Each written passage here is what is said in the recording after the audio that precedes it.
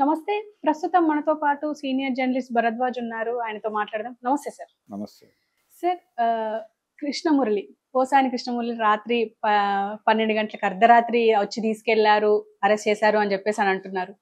కానీ ఇదంతా ఒక డైవర్షన్ లాగా చెయ్యాలని చెప్పేసే, అంటే జీవీ రెడ్డి కేసుని పక్కదో పట్టించాలి అని చెప్పేసి ఆలోచనలో ఉన్నారంటారా టీడీపీ?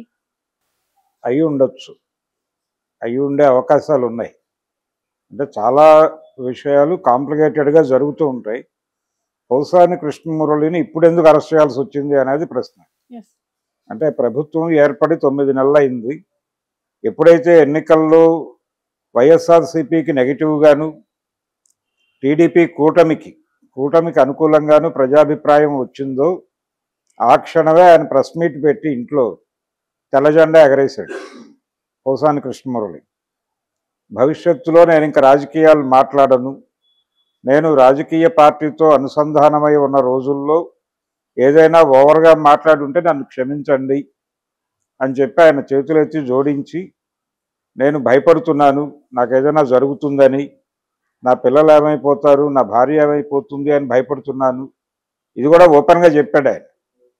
చెప్పి నేను వీళ్ళని కాపాడుకోవటం కోసం, ఈ ఇంటిని కాపాడుకోవటం కోసం నేను బేషరతుగా క్షమాపణ చెప్తున్నాను, నన్ను వదిలిపెట్టేయండి, నేను ఇంకా జీవితంలో రాజకీయాల్లోకి రాను, ఎవరి గురించి మాట్లాడను అని ఆయన చాలా చాలా సబ్మిసివ్గా, చాలా ఒబీడియంట్గా, ఒక రకంగా సరెండర్ అయిపోయి మాట్లాడాడు. మాట్లాడేసిన సమయంలో నోటికొచ్చినట్టు తిట్టేసి ఇలా సబ్మిసివ్గా మాట్లాడితే సరిపోతుందా అంటే, నేను పబ్లిక్గా కన్ఫెస్ అవుతున్నాను కదా అన్నాడు ఆయన. నువ్వు పబ్లిక్గా కన్ఫెస్ అయిపోతే సరిపోతుందా అని కూడా చాలామంది మాట్లాడారు. కానీ నెమ్మదిగా ఆ ఇష్యూ పక్కకి వెళ్ళిపోయింది. ఇండస్ట్రీ నుంచి కూడా ఆయనకు ఆఫర్లు ఏం లేవు. ఆయన క్షమాపణలు వేడుకున్న తర్వాత కూడా ఆయనకి ఇండస్ట్రీ నుంచి పిలుపులేం రాలేదు. ఏ సినిమాకి ఆయన రచయితగాను పనిచేయట్లేదు, నటుడుగాను పనిచేయట్లేదు. ఈ మధ్య కాలంలోనే ఆయన ఇండస్ట్రీకి కూడా ఒక విజ్ఞప్తి చేసే ప్రయత్నం చేశాడు. అంటే, నేను సారీ చెప్పేశాను కదా, నన్ను ఎందుకు పిలవట్లేదు, నేను ఇంకా రాజకీయాలు మాట్లాడను అని. అయితే పోసాని కృష్ణమురళితో పాటు చాలామంది రాజకీయాలతో ఉన్నారు. కానీ పోసాని కృష్ణమురళి లాగా వాళ్ళెవరూ అగ్రెసివ్గా మాట్లాడలేదు. అందుకని పోసానిని డిఫరెంట్గా చూస్తున్నాం మేము అని ఇండస్ట్రీ వాళ్ళు మాట్లాడుతున్నారు. పోసాని దూకుడు ఏ స్థాయిలో పెంచాడంటే, ఆయన తెలుగుదేశం పార్టీ నాయకుల్ని మాత్రమే కాదు, చంద్రబాబుని, అలాగే లోకేష్ని, పవన్ కళ్యాణ్ని మాత్రమే కాదు, రామోజీరావు గారిని, అలాగే రాధాకృష్ణ గారిని, వీళ్ళందరినీ కూడా టార్గెట్ చేసి మాట్లాడేవాడు. ఈ మాట్లాడే క్రమంలో ఆయన పొలిటికల్ క్రిటిసిజం మాత్రమే కాకుండా తిట్లలోకి వెళ్ళేవాడు. ఆ తిట్లలోకి వెళ్ళటం కూడా చాలా ప్రాక్టికల్గా చేసేవాడు, చాలా వ్యూహాత్మకంగా తిట్టేవాడు ఆయన. ఇప్పుడు కూడా అదే చెప్తాడు ఆయన ఇప్పుడు ఆయన ఆ రోజున తిట్టిన తిట్లన్నీ ఇప్పుడు సర్క్యులేట్ అవుతున్నాయి సోషల్ మీడియాలో. ఇలా తిట్టాడు అని చెప్పి మళ్ళీ ఆ తిట్లన్నీ తీసుకొచ్చి సర్క్యులేషన్లో పెట్టారు వీళ్ళు, టీడీపీకి చెందినటువంటి సోషల్ మీడియా సైన్యం. ఆ తిట్లన్నీ కనుక చూస్తే ప్రతి తిట్టులోనూ ఒక లాజిక్ వెతుక్కున్నాడు ఆయన. లాజికల్గానే తిట్టాడు. ఎక్కడ అది తిట్టుగా కనిపిస్తుంది కానీ ఆ తిట్టుకు కూడా ఆయన ఏదో సమాధానం చెప్పుకోగలడు. ఉదాహరణకి ఒక తిట్టు ఉంది, ఒక వీడియో చూశాను నేను ఈరోజే పొద్దున. పవన్ కళ్యాణ్ని ఆయన అన్నాడు అని చెప్పి కేసు పెట్టచ్చు. కానీ అక్కడ ఏ కాంటెక్స్ట్లో అన్నాడంటే, ఆయన మహాకవి శ్రీశ్రీ గారు రాసినటువంటి ఒక పోయంలో డైలాగ్, అది పోయంలో వాక్యం, అసలే ఈ ధూర్తలోకంలో నిలబడజాలక తలవంచుకు వెళ్ళిపోయావా నేస్తం అని చెప్పి ఆయన జనార్దన్ రావు గురించి రాసినటువంటి కవిత. అది జనార్దన్ రావు గారికి మహాప్రస్థానం అంకితం ఇస్తూ రాసినటువంటి కవితలో వాక్యం అది. అసలే ఈ ధూర్తలోకంలో నిలబడజాలక తలవంచుకునే వెళ్ళిపోయావా నేస్తం అని రాసిన దాన్ని పట్టుకొచ్చి పవన్ కళ్యాణ్ లాంటి ధూర్తలోకంలో అని మాట్లాడాడు. ఇప్పుడు అక్కడికి తీసుకెళ్లి విచారణలో నువ్వు పవన్ కళ్యాణ్ ఇలా తిట్టావు అంటే అది నా తిట్టు కాదండి, మహాకవి శ్రీశ్రీ గారి పోయంలోంచి ఆ వాక్యం తీసి ఇక్కడ ఉటంకించాను తప్ప నాకేం తెలియదు అంటాడు ఈయన. ఇలాంటివే దాదాపు ఆయన తిట్టిన తిట్లన్నీ. రామోజీరావు గారి దగ్గర ఆయన పనిచేశాడు కొంతకాలం మార్గదర్శిలో. ఆ మార్గదర్శిలో పనిచేస్తూ ఉండగా తన చేత అక్రమాలు చేయించే ప్రయత్నం చేశాడు రామోజీరావు అనేది ఎస్టాబ్లిష్ చేస్తూ ఆయన కొన్ని వందల వీడియోల్లో మాట్లాడాడు. అదే కంటెంట్. అలాగే చంద్రబాబు గారి గురించి మాట్లాడాడు. అయితే పవన్ కళ్యాణ్తో ఈయన గొడవ ఏంటంటే, పవన్ కళ్యాణ్ గురించి ఈయన మాట్లాడటం మొదలుపెట్టిన రోజుల్లో ఈయన ఇంటి మీద దాడి జరిగింది. అది పవన్ కళ్యాణ్ అభిమానులే చేశారు అని చెప్పి ఆయన ఇంకొంచెం డోస్ పెంచి తిట్టడం మొదలుపెట్టాడు. ఈ డోస్ పెంచి తిట్టడం తర్వాత ఈ దాడులు ఆగినాయి. కేవలం పోసాని కృష్ణమురళి ఒక్కడే కాదు, ఆ టైంలో ఎవరు పవన్ కళ్యాణ్ గురించి మాట్లాడినా వాళ్ళ మీద ఆయన అభిమానులు విరుచుకుపడ్డారు. అలా రకరకాలుగా కత్తి మహేష్ మీద కూడా అలాగే దాడులు జరిగాయి. ఎప్పుడైతే ఈ దాడులు జరిగాయో ఆ తర్వాత ఆయన పవన్ కళ్యాణ్ పర్సనల్ ఏరియాకి వెళ్ళి మాట్లాడటం మొదలుపెట్టాడు.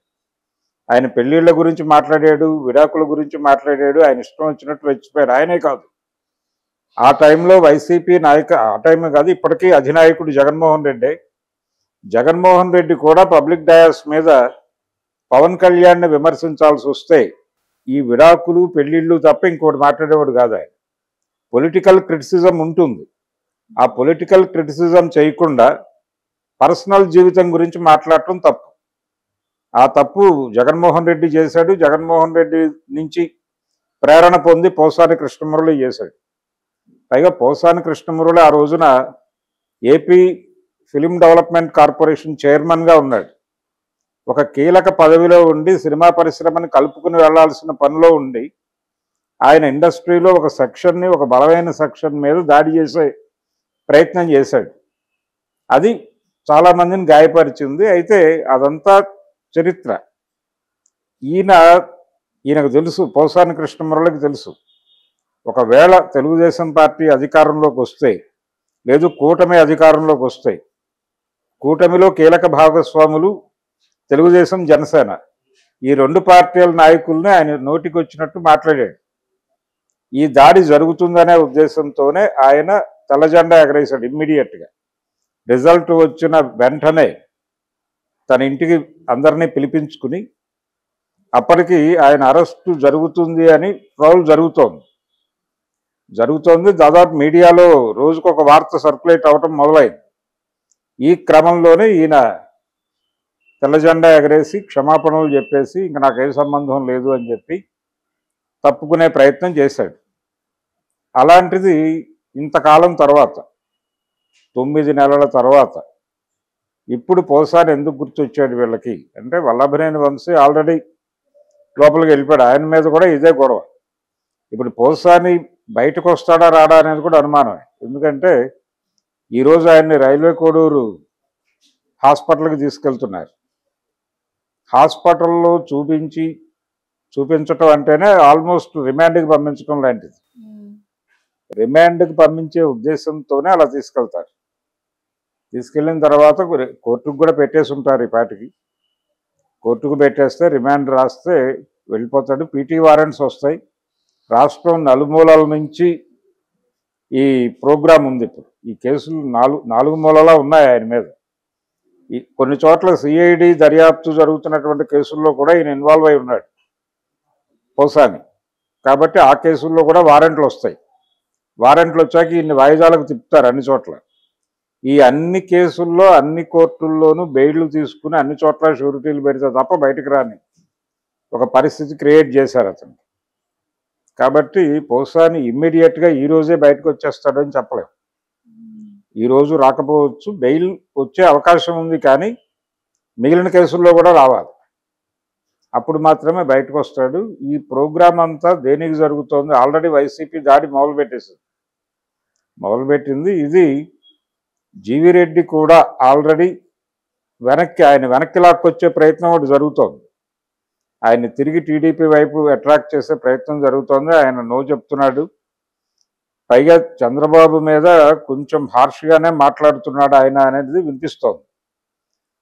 ఇవి బయటకు రాకుండా ఉండటం కోసమే ఇప్పుడు పోసాని అరెస్ట్ జరిగింది అనేది అలా జరిగి ఉంటుంది అనుకోవడానికి బలమైన ఆధారం అయితే ఉంది. డెఫినెట్గా పోసాని చేసింది చిన్న తప్పేం కాదు, అది పెద్ద తప్పే. ఆయన కాన్స్టిట్యూషనల్ వైలేషన్ కూడా పాల్పడ్డాడు. ఆయనే కాదు, జగన్మోహన్ రెడ్డి కూడా. అంటే విడాకుల గురించి పెళ్లిళ్ళ గురించి మాట్లాడటం కాన్స్టిట్యూషనల్ వైలేషన్. చట్టం ఇచ్చిన పరిధి మేరకు అవకాశాలను ఉపయోగించుకునే చేశాడు ఆయన. పవన్ కళ్యాణ్ పెళ్లిళ్ళ గురించి విడాకుల గురించి మాట్లాడటం అంటే చట్టాన్ని వ్యతిరేకించి మాట్లాడటం, అది తెలియట్లేదు వాళ్ళకి. కాబట్టి బలమైన కేసు పెట్టడానికి అవకాశం ఉంది. అంటే కాన్స్టిట్యూషనల్ వైలేషన్ అనే లెవెల్లో కేసు కనుక పెడితే ఇప్పట్లో బయటకు రాడు. అంత బలమైన కేసులు పెడతారా లేదా అనేది చూడాలి. అయితే పోసాని ఈ లోపే మాట్లాడుకుంటాడు, డీల్ మాట్లాడుకుంటాడు. అయ్యా నన్ను ఏం చేయమంటారో చెప్పండి, అది చేసేస్తాను. ఏం మాట్లాడమంటారో చెప్పండి, అది చేస్తాను. అండర్టేకింగ్ రాయటానికి సిద్ధపడి ఉన్నాడు ఆయన. అండర్టేకింగ్ రాయించుకుని అతను వదిలిపెట్టేసే అవకాశాలు కూడా ఉన్నాయి. కానీ ఎందుకు ఇప్పుడు ఈ గొడవ చేస్తున్నారు అంటే ఖచ్చితంగా జీవీ రెడ్డి వ్యవహారాన్ని డైవర్ట్ చేయడం కోసమే అని కొంతమంది మాట్లాడుతున్నారు. అదొకటే కాదు, తెలుగుదేశం పార్టీ లోపల ఉన్నటువంటి అసంతృప్తిని కూడా కంట్రోల్ చేయటం కోసం అనేది ఒక ప్రోగ్రాం. అంటే ఈ అరెస్టులు జరిగి తీరాలి, చాలామందిని అరెస్ట్ చేయాలి అని చెప్పి ఒక డిమాండ్ ఉంది. అంటే వైసీపీ టైంలో తెలుగుదేశం పార్టీ మీద దాడులు చేసిన వాళ్ళని మనం ఉపేక్షించాలా, పగ తీర్చుకోవద్దా, పగ పచ్చిగానే ఉంది ఇంకా అని మాట్లాడుతున్న వాళ్ళు ఉన్నారు అక్కడ.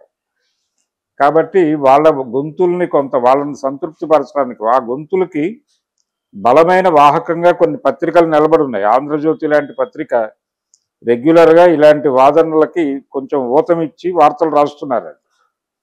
అందుకని వీళ్ళని కొంత కంట్రోల్ చేయటం అనే ప్రోగ్రాం కూడా ఉంది అరెస్ట్ వెనకాల. మేము ఎవరిని ఉపేక్షించం. నెక్స్ట్ రోజా అంటున్నారు, నెక్స్ట్ రోజా, తర్వాత గుడివాడ కొడాలి నాని, వీళ్ళందరూ ఉన్నారు లైన్లో. చివరి వరుసలో అంటే లాస్ట్ పేరుగా ఆయనది వినిపిస్తోంది మచిలీపట్నం నాని, పేరుని నాని. ఆళ్ల నాని ఆల్రెడీ తెల్లజెండా ఎగరేసి వెళ్ళిపోయాడు కాబట్టి అతన్ని ఇరికించకపోవచ్చు. కానీ ఈ ఇద్దరు నానీలకి అయితే ఉంది, గ్యారంటీగా వాళ్ళిద్దరూ రాడార్లో ఉన్నారు అనే మాట వినిపిస్తోంది.